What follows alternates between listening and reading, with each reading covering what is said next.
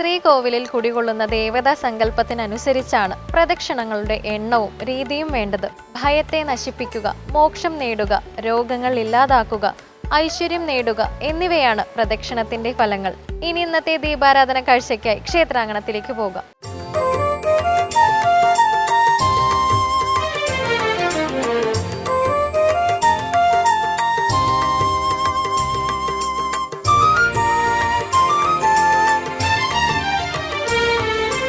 കാളിദാസഹൃദയത്തിൽ കാവ്യാംഗനയായി കുടിയിരുന്ന് കാളി മഹാകാളി തിരുനാമം പാടുമീ ദാസന്റെ നാവിതിൽ വിരിയേണമേ, അമൃതാക്ഷരപ്പൂവായി വിരിയേണമേ.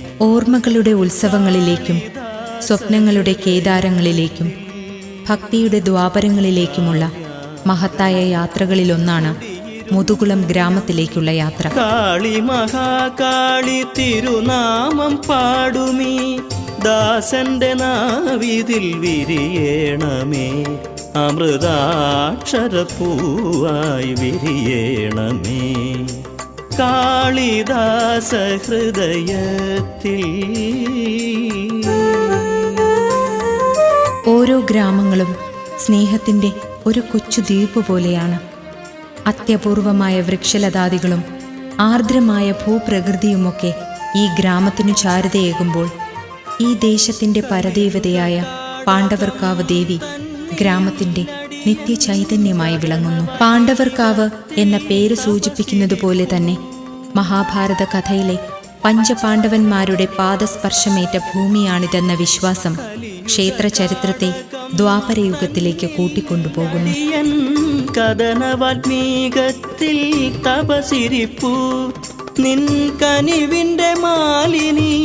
ഈ പ്രപഞ്ചത്തിലെ മനുഷ്യരാശിയുടെ സർവ്വകഥകളും നിറഞ്ഞു നിൽക്കുന്ന മഹത്തായ ഇതിഹാസമാണല്ലോ മഹാഭാരത കഥ. മാതൃപുത്ര പിതൃസ്നേഹവും ഗുരുശിഷ്യ ബന്ധവും മനുഷ്യനിലെ സർവ്വവികാര വിചാരങ്ങളെക്കുറിച്ചും യുദ്ധത്തിനെയും ശാന്തിയെയും മോക്ഷത്തിനെക്കുറിച്ചുമെന്ന് വേണ്ട ഇന്ന് ആധുനിക ലോകം അത്ഭുതത്തോടെ നോക്കിക്കാണുന്ന ദിവ്യഗ്രന്ഥമായ ഭഗവത്ഗീത പോലും രചിക്കപ്പെടുന്നത് മഹാഭാരത കഥയിൽ നിന്നാണ്. ആർഷഭാരതം ലോകത്തിന് സമർപ്പിച്ച മഹത്തായ ഗ്രന്ഥങ്ങളിലൊന്നാണ് ഭഗവത്ഗീത.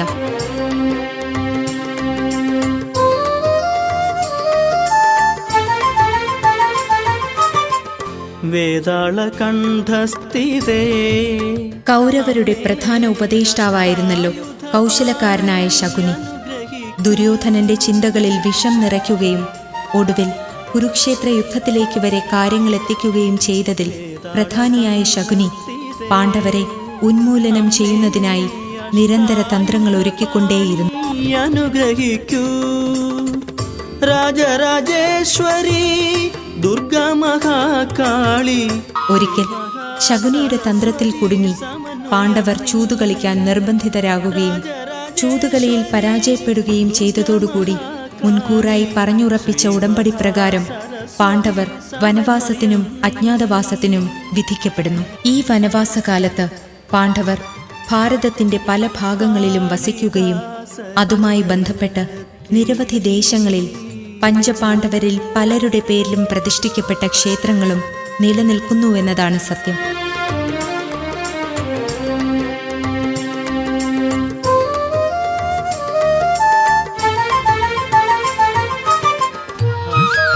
മഹാഭാരതത്തിലെ സംഭവ ബഹുലമായ പല കഥകളും നടക്കുന്നത് വടക്കേ ഇന്ത്യൻ പ്രദേശങ്ങളിൽ വച്ചായിരുന്നു എന്ന് പറയപ്പെടുമ്പോഴും തെക്കേ ഇന്ത്യയിലെ പല പ്രദേശങ്ങളിലൂടെയും വനവാസകാലത്ത് പഞ്ചപാണ്ഡവർ സഞ്ചരിക്കുകയും നിരവധി പ്രദേശങ്ങളിൽ താമസിക്കുകയും ചെയ്തിരുന്നു എന്നതിന് വ്യക്തമായ തെളിവുകളുണ്ട്. സത്വഗുണനിധി നീയമ്മേ.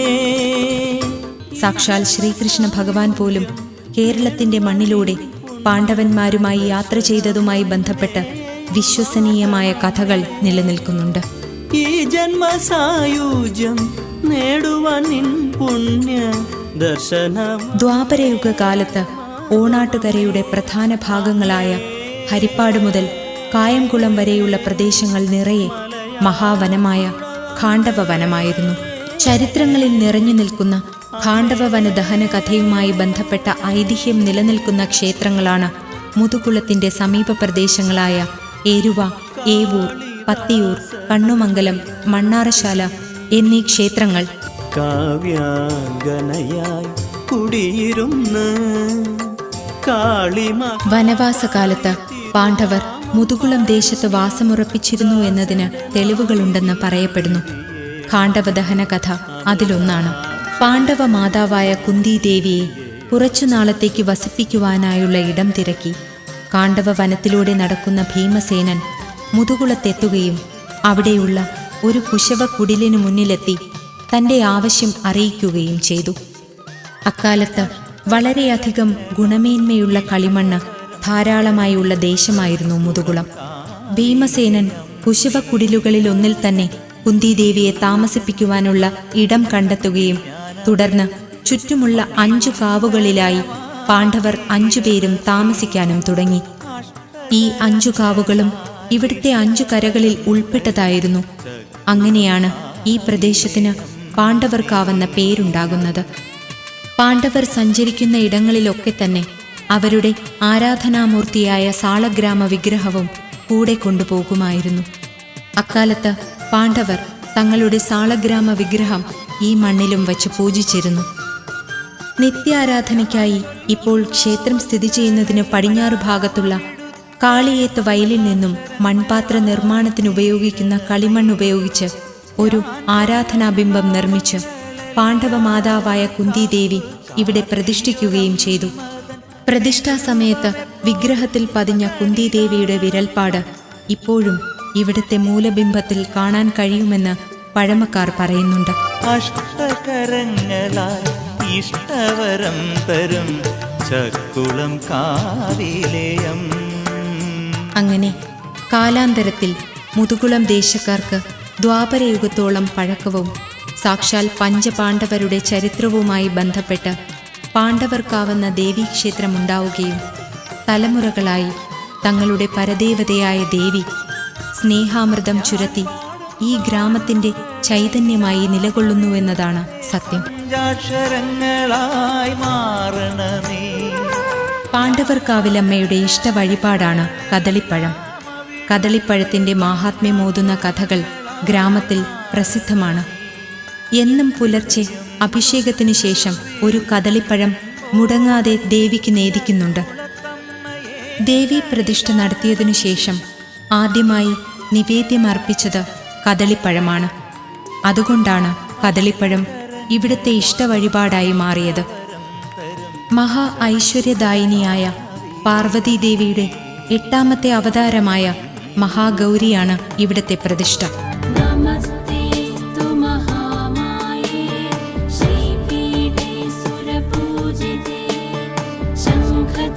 ദേവിയുടെ തിരുനാളായാണ് തൃക്കാർത്തിക അറിയപ്പെടുന്നത്. എല്ലാ ദേവീക്ഷേത്രങ്ങളിലും എന്ന പോലെ ഇവിടെയും തൃക്കാർത്തിക ആഘോഷിക്കാറുണ്ട്. വൃശ്ചിക മാസത്തിലെ തൃക്കാർത്തിക കൂടാതെ ധനുമാസ കാർത്തികയ്ക്കും ഇവിടെ സവിശേഷതയുണ്ട്. ഇവിടെ പ്രതിഷ്ഠ നടത്തിയത് ധനുമാസത്തിലെ കാർത്തിക നക്ഷത്രത്തിലാണെന്നാണ് വിശ്വസിക്കപ്പെടുന്നത്. ഉത്സവ ദിവസങ്ങളിലെന്ന പോലെ ഈ ജന്മദിനത്തിലും വിശേഷാൽ പൂജകളും എഴുന്നള്ളത്തും നടത്താറുണ്ട്.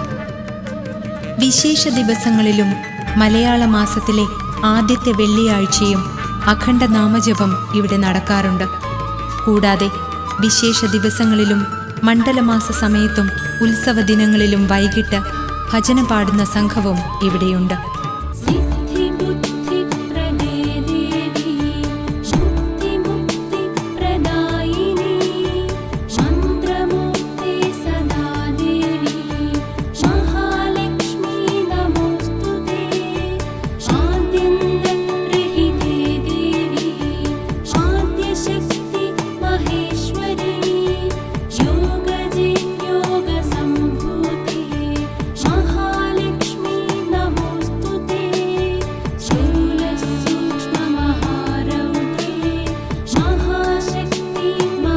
പ്രകൃതി അനുഗ്രഹിച്ച വിശാല ഭൂമിയിൽ ചുറ്റമ്പലവും നാലമ്പലവും ശ്രീകോവിലും ഉപദൈവങ്ങളുമടങ്ങുന്ന ക്ഷേത്ര സമുച്ചയം ഒരു ഗ്രാമത്തിൻ്റെ സർവവിശുദ്ധിയോടും കൂടി നിലനിൽക്കുന്നു.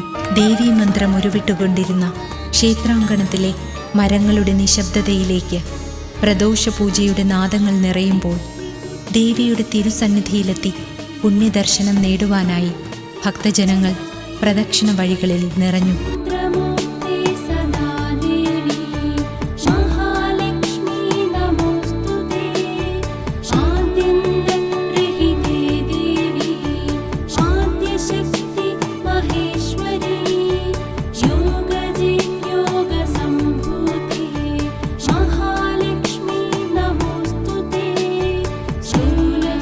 ഇനിയുള്ള ഓരോ നിമിഷങ്ങളും പ്രാർത്ഥനകളുടേതാണ്. കുന്തി ദേവി കൊളുത്തിയ വിളക്കുകളുടെ തുടർച്ച പോലെ ക്ഷേത്രവിളക്കുകൾ തെളിയുന്നു.